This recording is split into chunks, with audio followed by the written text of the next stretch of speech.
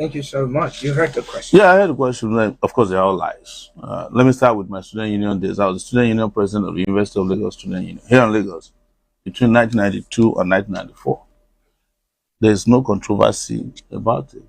The only controversy was that we were against military rule.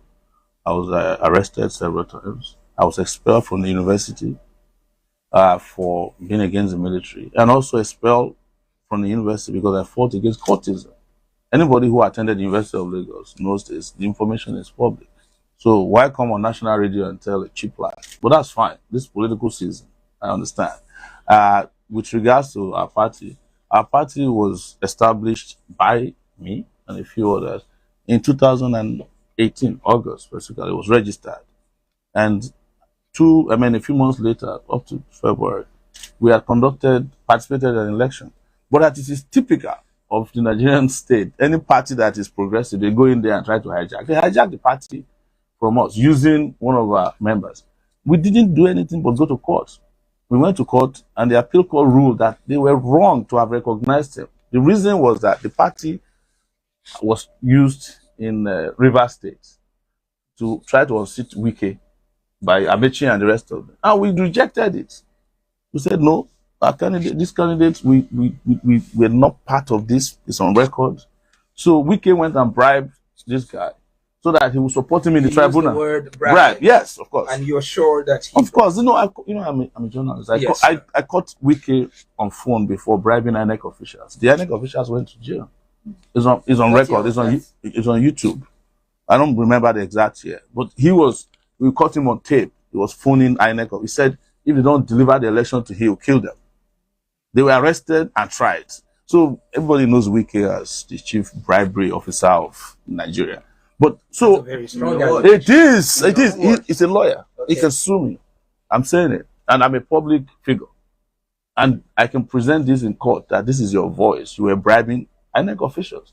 You see, part of our problem in Nigeria is institutional memory don't exist. We just don't remember things if they last more than 2 days, sometimes 2 hours. Otherwise, we won't be in this problem. And the fact that we don't teach history in our schools is the reason why Nigerians are celebrating the Queen, who died yesterday. And they forgot that 5 million Biafrans were killed by her act alone during the Civil War. We don't remember anything. And when you don't remember anything, it's easy for you to perish. So I go back to the party issue that he raised. Yes. They hijacked the party. We won the election on June 2nd. A court of appeal. On June 2nd, the party was restored completely to us. The judges said they were alarmed at what INEC did by recognizing people who were not legitimate leader of the party. But they needed to do that because while I was in detention, they went and did a kangaroo convention. And the guy claimed to be chairman of the party. He was removed from the party. So I was the one who established the party, the original chairman of the party.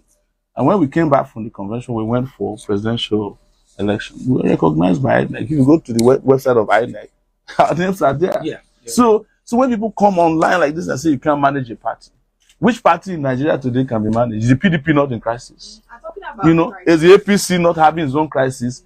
Internal affairs of parties are not a determination for politics, especially when there are outsiders interfering inside these party affairs. But look at where I've always stood. Started the party, never left the party. Even when the party was not available, I stood and fought. That's why I'm different. I'm not like these other politicians who sleep as PDP. The next day they wake up, they have become APC. That is not consistency. There's this question that just popped into my head. Yes. The fact that you being the chairman, the person who started the political party. Yes. You run as presidential candidate. Yes. And then you're still running. Yes. Doesn't that say a lot? Like, okay, you're the chairman or you're the head, you're the owner of the party. Let's put it that way. It's not. I don't want to put that so because other people participate. Is there no person that can also stand out and be while you? Absolutely. Even I have stepped down as the chairman of the party during the last election, but we are going to have a special convention, and I've said it. I am not going to continue as chairman of the party. The special convention is coming up. Had they not hijacked the party, we would have done the convention and changed the chairman. I'm not interested to become a perpetual chairman of a political party. I love my freedom too much. So how do you handle being the chairman and also being the presidential candidate? Right now, I've ceded the chairmanship position, stepped down from it, but I would be honest to say that I still run, I sign documents until that period where we have a convention and the chairman is legitimately elected. So, but in terms of day-to-day activities of the party, I'm a presidential candidate. That's what I'm doing, and that's why I'm campaigning this time. But most importantly, the party doesn't, has a constitution that allows for you can be a candidate and be a party official. It's in the constitution of the party. Nothing is violated. But I see what the point you're trying to make. That it looks like you have an owner's syndrome where it's not. No, but that's I just want to clarify that a lot of people have been chairman and candidates of their party. It's not a problem. But I've explained to you what you need to know about the running of the party. You have been a very strong activist and one of the major strong activists in Nigeria. And so we've seen some activists after fighting. In fact, you've had it tough with the current government. We've seen you in court several times. Even as much as they said you were instrumental to making them become who they are. Now, okay, so I'm trying to channel into something. In one of your interviews, you said you helped Peter Obi to become the Labour candidate. And Labour Party candidate. These are things I want you to throw more light for Nigerians. Now, first one, as an activist, how do you want to manage? Look at Gani Fayemi after all the struggle. Ask a question in such a way that I can attend to it. Okay. Okay. Hello, good morning. All right, good morning, welcome. What is your name? All right, Cyril, you have 40 seconds, quickly.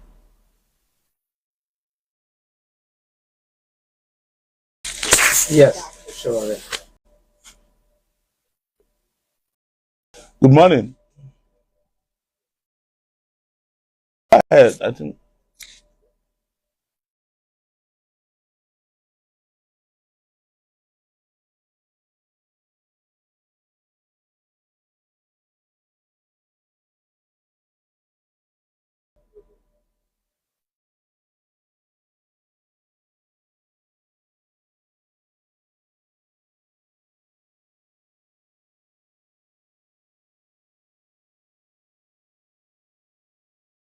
So you need me to get to the point.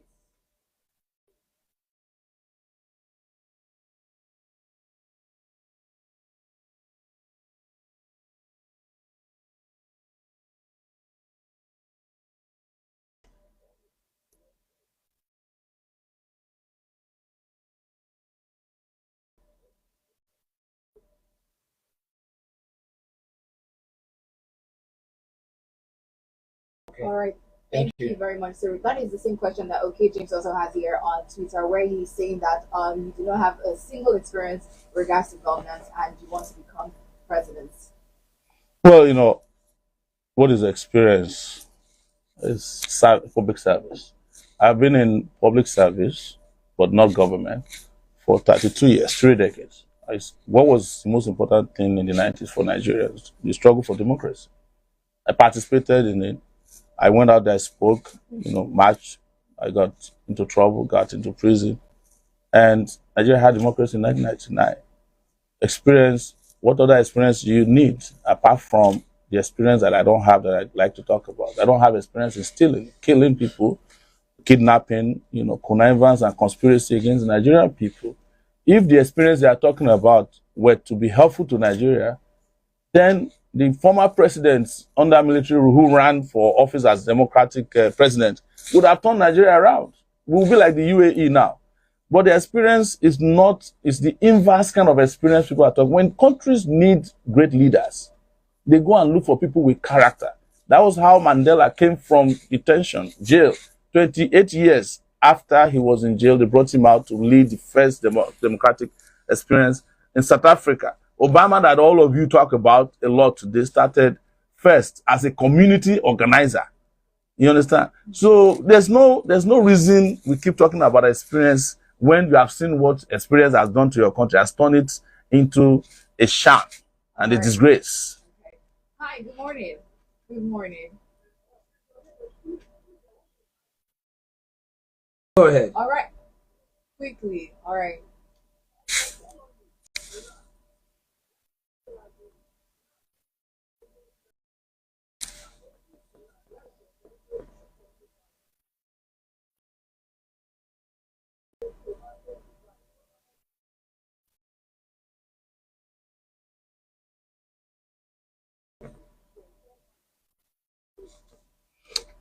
All right. Thank you very Question much, of economy.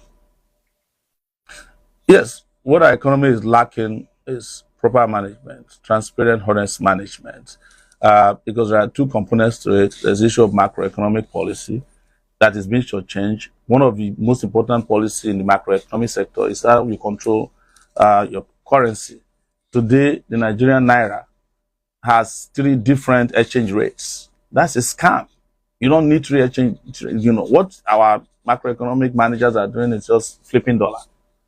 And if you don't get rid of those, you are wasting your time. Where does then the the most central important, bank? Where does the central bank come in this? the macroeconomic side of things, and that's why first thing I would do as president of Nigeria is to turn around the Central Bank of Nigeria, put people who are competent, who understand the political economy that we want to operate in, which is to invest in our people. And then the other good things that must happen before you can control and have a good economy is you must invest in your people. You cannot have great economy when you close down universities for 7 months a year, because the people who are going to run the economy in the future are out of school. You can't have economy when you don't have power, you don't have security. You must invest in all these sectors, and the investments must be in Nigeria, not outside of Nigeria. Okay. Hi, good morning. Hello, good morning. All right, welcome, Wobina. Go ahead.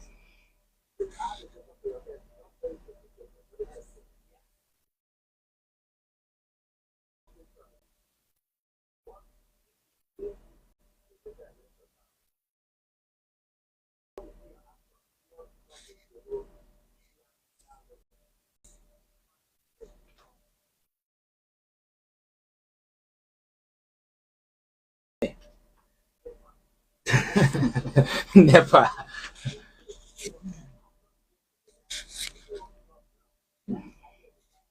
Yeah. You have a cocktail. Let's just take it one Yes, after the other, and very quickly too. All right. Um, Wobina. you know, Nnamdi Kanu, Sunday Igboho, they are products of the system, injustices. They are fighting to say, look, we are tired of this Nigeria, we want out of Nigeria. You cannot solve the problem by putting them in jail. You are just wasting your time. Even if you kill Kanu today, another Kanu, or probably more solid Kanu, will come out. But look at it. Just the excitement that the election might produce some kind of justice is getting people to even step away from those fringe positions. I will free Kanu, he's my friend. The first thing I will do in office, I free him, I apologize to him, rehabilitate. You apologize to him? I will apologize to him. Yes. You don't think some of the things that he did before? If he did anything by now, they would have been able to prosecute it. They would have presented it in the public. I know how government operates. They lied against me that I collected $100 million Yes, from Dubai. I've never been to Dubai before. Never stepped on the soil of Dubai. I only had twice, transited through Dubai to Australia and Kenya. When they collected my passport, they saw that I've never been to Dubai. They went and removed the charges of money laundering. They never said it to the public. So government has a way of lying about people, like the guy they arrested now yesterday from Egypt. You only hear their own side of the story. You have not heard this. When you hear his own side of the story now, you'll be shocked that he didn't do any of those things. Oh, we found some military hardware in his house. Why do you allow him to travel to Egypt? But before his house before you run before you release them, yes, would you want to have a conversation? Maybe I will. Absolutely. I want to have a conversation with them. I want to sit down with them. What do you want? How can we resolve this problem? You understand? That is very important. You see, in countries around the world, any act of banditry, terrorism that lasted for 3 years needs more than one approach to solution. Even some of these terrorists, we need to talk to them, hear them out. Why are you doing this? That doesn't mean that we will not secure our country. We will still go ahead and militarily secure the country, get police to go after people. Because the failure of security that has caused this problem, mostly economic and social security. Most of the guys who are bandits today are the people we didn't send to school. when it was good to send them to school. If you close university for 7 months now, you are already preparing another banditry and terrorism crisis for the future, because when students don't graduate, they will find a way to survive. The 20 million kids that are out of school, those are potential terrorists in the future. It doesn't mean that if people go to school, they cannot become terrorists, because those who are managing our economy, they are economic terrorists too. And they are bleeding the country more than Boko Haram. So what do you intend to do with education? Seeing that massive investment. In fact, there has to be a declaration of a state of emergency in the education sector as soon as we are sworn in. Then invest heavily in it. Part of why the state of emergency is needed is to have that ability to invest in education, investigate what's happening there. By 4 years in office, we must be able to reduce the number of out-of-school children. Like I've always said, and the way to break it down, it will be a crime for a parent not to send their child to school. It will be, they are also right to go to court to seek economic relief if the government refuses to provide schools for their children. And I am not interested in universal basic education of using slates anymore. We have to be able to prepare our kids to be able to cope with the rest of the world. Okay, so these things are said Yes. until you get into the seat of power, Yeah. and you look at how much Nigeria is owing. I'm sure you've heard that story back to back, and how much we're making as a country. Mm-hmm. It's easy to say, okay, we will do this, we will do this. When you get there and you see the results, how do you deal with this? You see, everybody that has come to Nigeria in my lifetime, 7 presidents I've seen, always said that Nigeria was broke. But when they leave office, they become rich. So how do you become rich from a broke system? Because most of them always break the banks of Nigeria. The money that we need to take care of our needs on a yearly basis, they are budgeted for. If the accountant general steals 150 billion from the budget, you have already dislocated the budget. So these monies are there. I am not saying that we have all the money we need to turn Nigeria into Eldorado overnight. But look at countries that are surviving or that are doing so well. It is when the leaders decide to make the sacrifice and they bring in competent hands, they hire good people, they stop stealing and bleeding their country. The countries work. There is no reason, and I say this just a small example, that Lagos-Ibadan highway should be reconstructed for 30 years. It has never happened before anywhere in the world. It's still under construction. I met Lagos-Ibadan Express Highway reconstruction in 1987 when I first came to Lagos. This is 2022. It's still under reconstruction. We have paid for that road probably 40 different times, budgeted for. But what is happening? They just steal the money. They even damage the road so that they can get more money. When you have such selfish, wicked, incompetent, soulless leaders, you will always be broke. When all your economic agenda is to take care of the greedy, I've never seen a greedy man who is ever satisfied. You know, never. You can't satisfy them. So the hot topic on the Coffee Gang, of course, we've extended it to about 10:30. So if you have any question for the presidential candidate for the AAC, talking about the African Action Congress, remember you can call on 081 800 89933 or 081 824 26591. You can also send a WhatsApp message to 081 800 89933 or tweet us at hotfm_Lagos. So, all right. So I asked this question. The North, politics is a question of numbers. Yes. And the North has got 2 strong people who are, they're going to brush themselves up. And I was expecting you coming, maybe getting someone from the North who is also very strong. And you seem to have found, according to what you say. Yes. But do you think Haruna Magashi is somebody, go head to head with people like Atiku and people like Kwankwaso? What is interesting about the North is that the South don't understand the North completely. Northerners have always looked for people of integrity. That is why it was easy for Buhari to scam them. They call him Megaskia. Megaskia, yeah. Yes. And that's how he got his 12 million votes in every election season. Until they found out that he's Manafiki, Banza. And we're going to say we didn't ask him to say. All right. I'm saying it. I put it on my Facebook.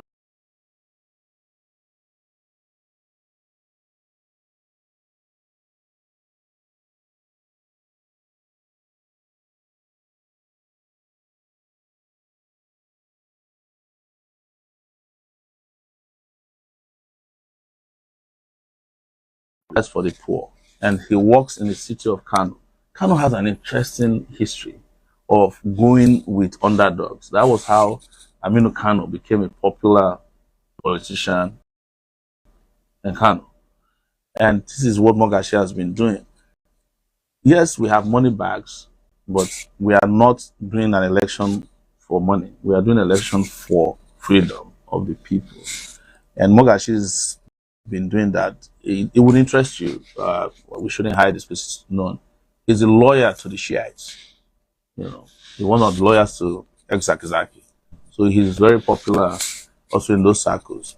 But I'm just saying that it's important that we don't trump restrict our options because of money.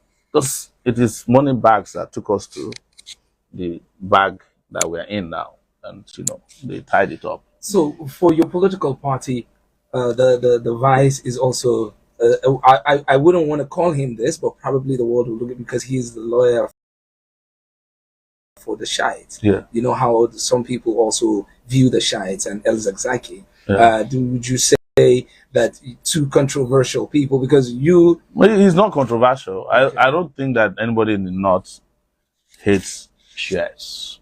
No, not hate. Yeah. Because there are 10 million Shiites in the North. Unfortunately, they don't used to vote. If Shiites vote in Nigeria, they will be determining election results in the North. A lot. But I heard that they have now also set up their own political commission. Because they have also discovered that elections or non-participation elections have consequences. If they were a political force as much as they, you know, a social or religious force, probably they wouldn't have taken them for granted the way they did. That led to the killing of several of them in that unfortunate massacre that happened in Zaria. So, but there's no controversy there. He's a lawyer. He fights for human rights. Just the same way Femi Falana is also a lawyer of the Shiites. Just the same way I sympathize and work with the Shiites. I have sympathy for the rights of self-determination groups. Sunday Igboho, Nnamdi Kanu. I have serious support for young people. I participated in NSAS, which happened not too far from here. And so these are elements in society that society cannot ignore. And anybody who is fighting for these persons are persons who are willing to make the kind of sacrifices we need in government. Because he could have opted to be a government lawyer and be making money. There are Shiites who are police officers, soldiers. You know, the Minister of Education is a Shiite, Adamu Adamu. But I don't know his kind of Shiite. Right. Now, before I have this question. Yes. You have do you think sometimes your words come across like threats? Like no. you made a statement that when I come in, I'm going to abolish NBC. Now, people who have parents who work there, do you think they would love to vote for you, looking at some of these circumstances as well? If you have parents who are working at NBC, I don't think you'll be proud of them. Because the NBC is standing in the way of freedom of speech. I went to Ghana, Accra, one day. There are 14 radio stations in Accra alone. And they speak in different languages. Yes, Twi, yeah.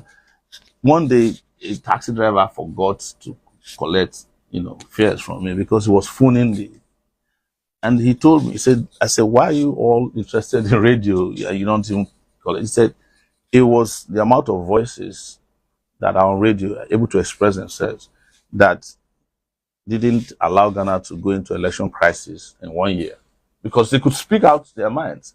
He said, otherwise, we would have been like Kenya, where there was a crisis that led to people even being sent to the International Criminal Court because of election violence. Nigeria has 200 million people. We don't even have radio stations enough to cover 10 million of them. And we are there telling people, oh, you can't say this, you can't say that. The saddest part about the NBC is that the people who are writing you letters are threatening you and who are curtailing your rights to freedom of speech themselves don't understand radio. They don't understand freedom of speech. They don't understand the media. You don't think some people take advantage of it? Like, I give you an example. What happened in Rwanda? Yeah. It started from the radio. You don't Yeah. think the NBC is trying to protect these kind of... I stayed in the Southeast. I worked in the Southeast for 10 years. And when the IPOB situation came, some people took advantage of it, and it cost them something as well. But don't you think that sometimes not maybe keeping a balance will cause us a problem? You see, let me explain to you. There were over 10 African countries that went into war in the 90s. All of them had one radio station and TV station controlled by the government. Because there's no avenue for expression. People have pent-up anger, they can't express it. Even the Rwanda case we're talking about, it's the entire way. It's the government radio station that started the war. Yes. You understand? It's, you know, the NTA has been lying to us, false news, since God knows what. And you don't accuse them of false news. I told Lai Mohammed at a conference one day at National, no, he wasn't there, some government officials, that when you come out on NTA and say that the economy is doing well, you are dissipating false news. Because what is on the street is contrary to that. And they couldn't defend it. That was how we were able to solve the problem of the bill they were going to make at that time, that never saw the light of the day. And of course, they capitalized on answers to go after social media. The other part is that you are regulating few radio stations. When are you going to start regulating Facebook? As I'm talking to you now, we are broadcasting through Facebook. There are probably, I've counted over 1,000 radio stations on Facebook run by Nigerians. Some of them have more listeners than most of you who are conventional radio stations. What are you going to do about them? And some of them are in their basements in America, UK. You know, that's how they propagated IPOB. When you decided to shut down IPOB transmitters, they went online. So you have to just ensure that you are living with the times. But the other good news about it is that the multiplicity of these outlets are also helpful in regulating it. It's self-regulating. I was in media for, since 2006, I started Sowore, but I had the Sowore FM radio at the point. I had all kinds of media platforms, all fused together. And I discovered that the place we get the most regulation from are the commentators. If you lie, they will say you lie. Some will unfollow you. Sometimes they'll campaign against you. Those ones regulate you more than NBC. Are you getting my point? So it's for people who are our leaders to understand that so many of them are living in the past. And this is why we always call for digital leadership in the country. Because our leaders, we are in a digital race and our leaders are in the analog times. We have to reconcile that by electing, and appointing new people and getting rid of any of this. It, no, I'm not only talking, it's not a threat. I will abolish the NBC. It's not necessary anymore. I've also spoken about getting rid of one of the arms of the National Assembly. We don't need a bicameral. This conversation. Yes. Yes. I'm a presidential candidate. Yes. I'm allowed to tell people what I will do as president of Nigeria. Right. So, it's not subject to what NBC can regulate. There are a number of comments here. Biggie from Obanikoro says, "Good morning, great people. My name is Biggie. Thank you for bringing my newly adopted mentor, leader, and my president to your show. I've just had my haircut and I told them to name the style Showtime. Everywhere I go, that's my style. That's my haircut style." Another message, Osam Mokor from Sydenews says, "If not anything, sir, please do this one thing when you win, because I know that you will. Turn our Nigerian passport to the best passports in Africa, that other countries will stop maltreating us at their borders. I want to be proud of my country, and in you, I see that hope. Thank you." Okay, seeing the hope in you, a lot of time we put the blame on the government. You as an activist, you've said you've fight for the government. Don't you think we have a citizenship problem in Nigeria? Because some of us don't pay tax. Some of us that something we destroy government properties. So I want us. Do you think the citizens are perfect? The government is the worst, because that's most time the picture we paint. No, you can't be blaming citizens. Citizens, leaders are people who are saddled with public trust. So the moment you vote for a leader, your job is done. They are supposed to go and do what they're expected to do. When you talk about taxes, there is nowhere in the world that citizens like to pay taxes. Yeah, even in America. Exactly. But you have to force it. Yes, but it's the job of the government to collect taxes. But you discover that even Nigerian government doesn't like collecting taxes. Okay, why? Because if people pay taxes, they hold the government more accountable. All right. Hello, good morning. morning.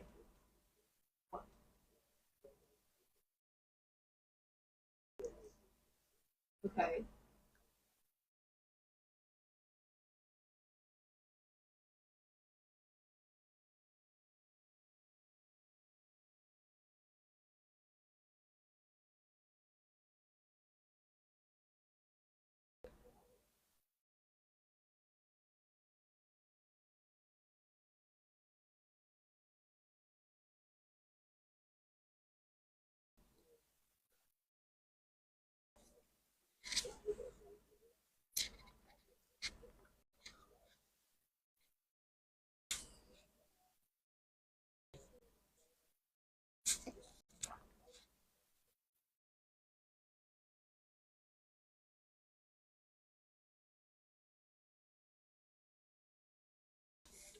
I'm a candidate now, sir.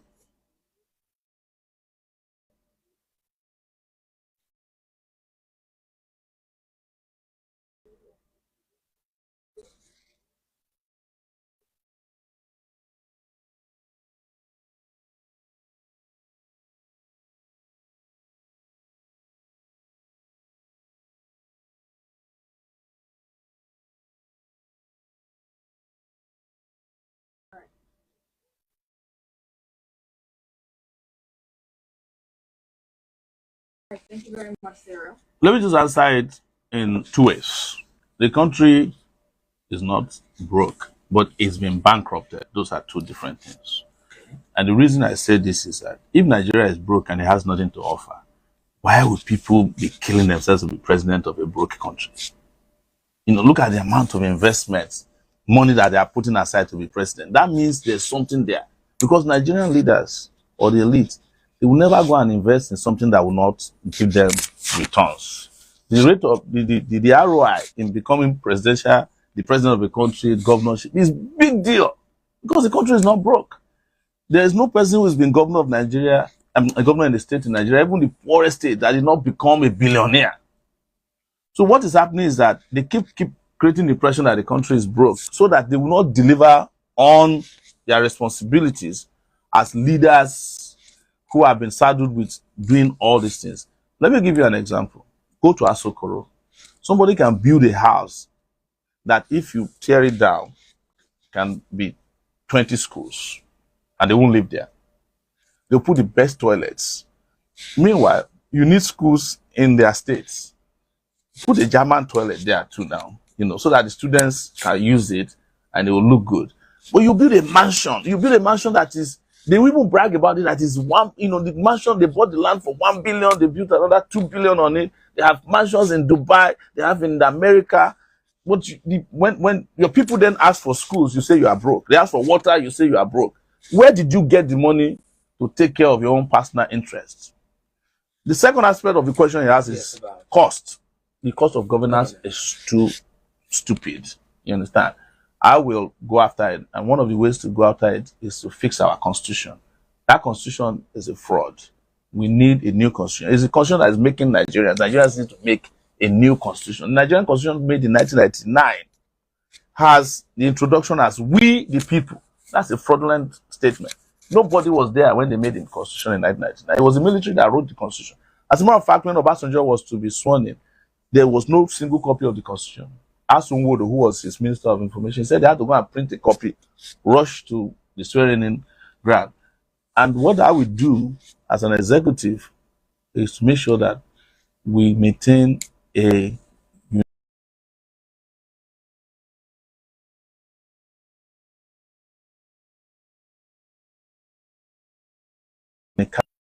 and collecting, and most of these House of Reps members, National Assembly, they are contractors.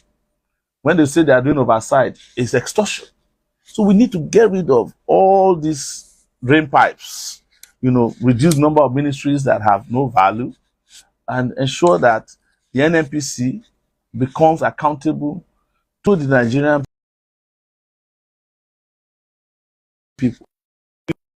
people, where transparently we know how many barrels of oil we sell on a daily basis, where it is going, and reduce the overhead costs. The NNPC is a country within a country.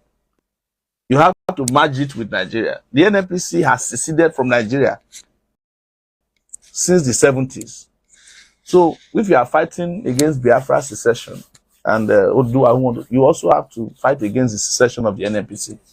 It has become a country on its own that has seceded, and they didn't even fire a shot before they seceded. Final question that I have for you today is: usually when you fight corruption, corruption fights you back. Yeah, because most of the time the people are not ready for the change because some people benefit from it. Recently, someone tweeted and said, Nigerians, when corruption suits them, they call it favor, God's favor. How do you deal with these people with this mindset as well of Nigerians waiting for God to bless them through government?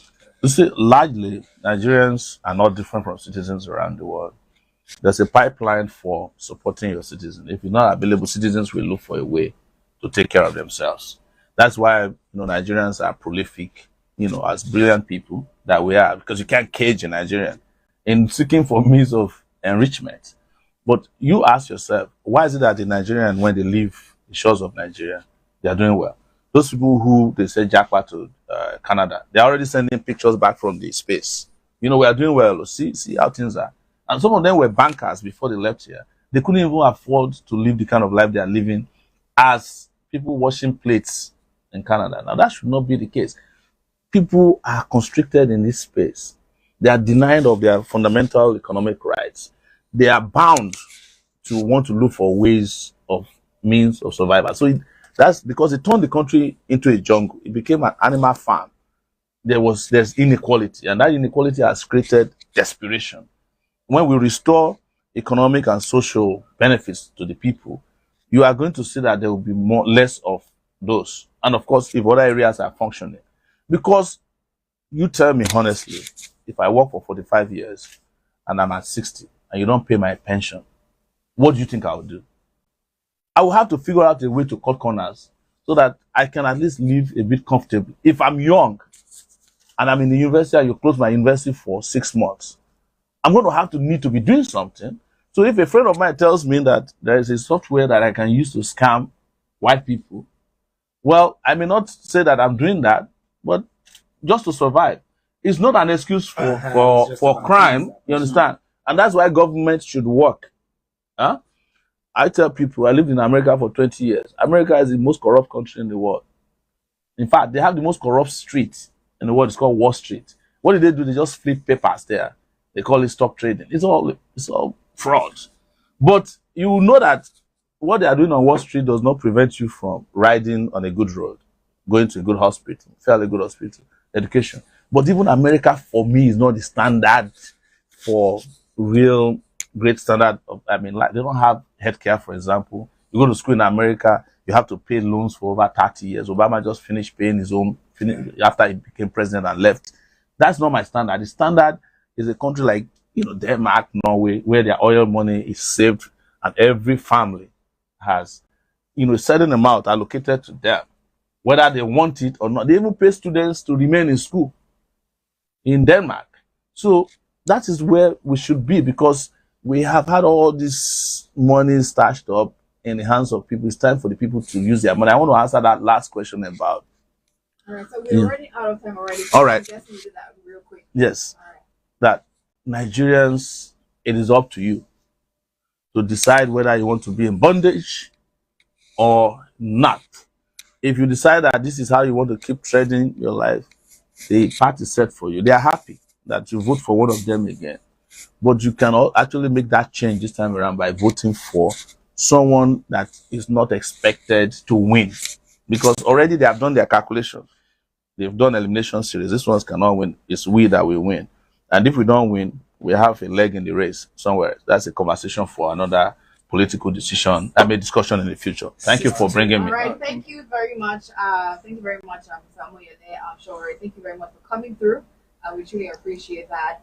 But yeah, that's it pretty much. Yes, that's it this morning. Thank you so much, and hopefully next time when we invite you, come on time, so we don't have to tip into another person's time, according to your words. So up next is time with Okwe. All right, of course, the Ramadan is coming through very soon. I'm just next right now. Do make sure you figure out for that. Leaving you with this one, and this is Sounding with Rebecca. Wow, thank you so much, sir. What's the name? Jude. Okay. That one from Plateau State. I should get your number, Yeah, please. yes. And yours.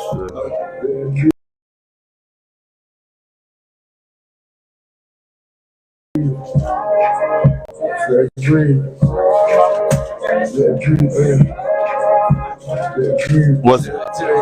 080 33 no 66 14 80